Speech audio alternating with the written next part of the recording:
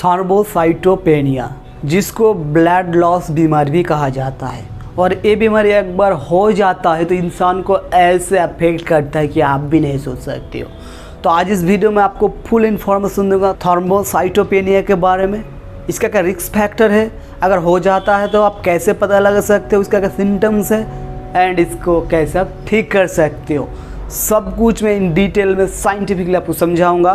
तो अगर आप चैनल पर नए हैं तो सब्सक्राइब कर लो एंड वीडियो को पूरा देखो। सबसे पहले जो थ्रोम्बोसाइटोपेनिया है, एक कंडीशन होता है जिसमें ब्लड प्लेटलेट होता है वो घट जाता है। ब्लड प्लेटलेट बेसिकली हेल्प करता है ब्लड क्लोटिंग में। थ्रोम्बोसाइटोपेनिया बेसिकली लीकोमेनिया एंड बॉडी का मान लीजिए इम्यून सिस्टम अगर घट जाता है तो होता है। इन डिटेल में बात करूंगा वीडियो में ही। ये एक मतलब समरी आप कह सकते हो जिसमें आपको इंट्रोडक्शन दे रहा हूँ। तो सबसे पहले इस बीमारी का मतलब लो प्लेटलेट्स बीमारी का सिम्टम्स जान लेते हैं, जिसके ज़रिए आप पता लगा सकते हो कि एक्चुअली ये बीमारी अगर हो जाता है तो कैसे आप पहचानो। अगर बॉडी का किसी भी हिस्से में कट लग जाता है और वहाँ से ब्लड बहता जाता है, मतलब ब्लड क्लोटिंग नहीं होता है, अगर होता भी है तो बहुत ही ज़्यादा खून बहने के बाद होता है, तो एक सिम्टम्स है। नंबर 2, नोज गन से अगर ब्लीडिंग होता है तो भी एक सिम्टम्स है। अगर यूरिन या स्टूल में ब्लड आता है तो भी एक सिम्टम्स है। अगर स्किन में सुपरफिशियल ब्लीडिंग होता है जो दिखने में कुछ ऐसा लगता है, मतलब रैश, पर्पल या रेड स्पॉट्स, यूजुअली ये लोअर लेग में देखा जाता है। ये सब कुछ था सिम्टम्स, मतलब ये सब अगर होता है तो आप पता लगा सकते हो कि हाँ आपका थ्रोम्बोसाइटोपेनिया हो रहा है या हो चुका है। तो इसका कारण जान लेते हैं, मतलब क्यों थ्रोम्बोसाइटोपेनिया या लो ब्लड प्लेटलेट्स होता है। जनरली ह्यूमन बॉडी में 1.5 लाख से लेकर 4.5 लाख तक प्लेटलेट्स काउंट होता है पर microlitre of circulating blood.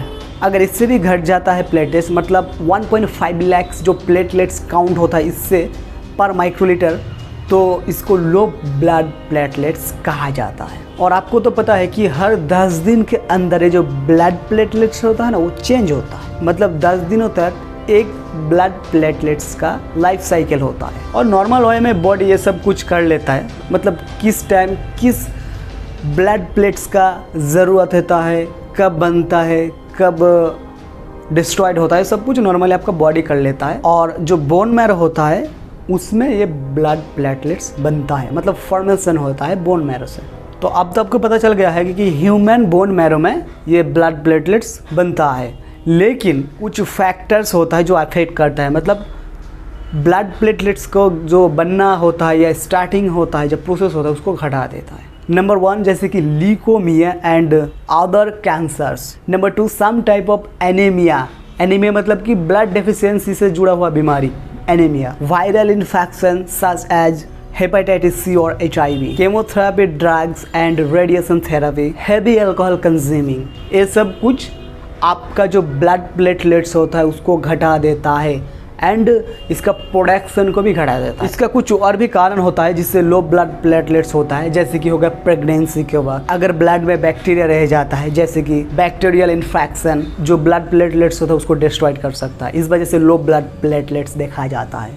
Certain types of medication जो लो ब्लड प्लेटलेट्स का कारण होता है। तो आई होप आपको तो अब तक पता चल गया होगा कि लो ब्लड प्लेटलेट्स क्या है, कैसे होता है, इसका क्या सिम्टम्स होता है। नाउ अब मैं आपको बताऊंगा कि आप इसको कैसे बढ़ा सकते हो। और हाँ एक बात, डेंगू या जो मलेरिया होता है इस बीमारी में भी लो ब्लड प्लेटलेट्स हो जाता है, क्योंकि कुछ दिन पहले मेरा फीवर हुआ था, तब मैंने चेक किया था, मेरा जो प्लेटलेट्स काउंट है मेरा 1.9 लाख के करीब ब्लड प्लेटलेट्स था, जो कि नॉर्मल था, लेकिन फिर भी मेरा बहुत वायरल फीवर हो गया था एंड मुझे पैरासीटामोल लेना पड़ा। इसके 1 हफ्ते के बाद मैं नॉर्मल हुआ, इस वजह से आपको मैंने वीडियो भी नहीं दे पाया ठीक से।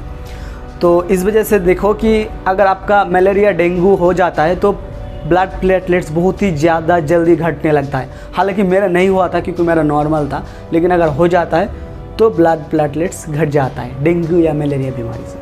और जो कि अभी इस टाइम बहुत ही ज़्यादा हो रहा है इस वेदर में, या इस मान लीजिए एट प्रेजेंट बहुत इंसानों में डेंगू या मलेरिया या वायरल फीवर हो रहा है।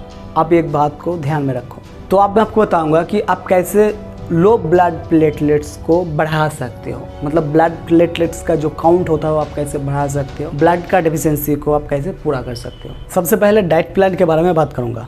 Papaya, pumpkin, vitamin C, beetroot, ये बहुत ही ज़्यादा हेल्प करता है ब्लड प्लेटलेट्स काउंट को बढ़ाने के लिए। ज़्यादा मात्रा में वाटर को कंज्यूम करना, संतरे को खाना, लिटिल एक्सरसाइज, एक हेल्दी रूटीन को फॉलो करना, जिस फूड में विटामिन B12 होता है उसको कंज्यूम करना, ये सब फूड आपका ब्लड प्लेटलेट्स काउंट को बढ़ाता है।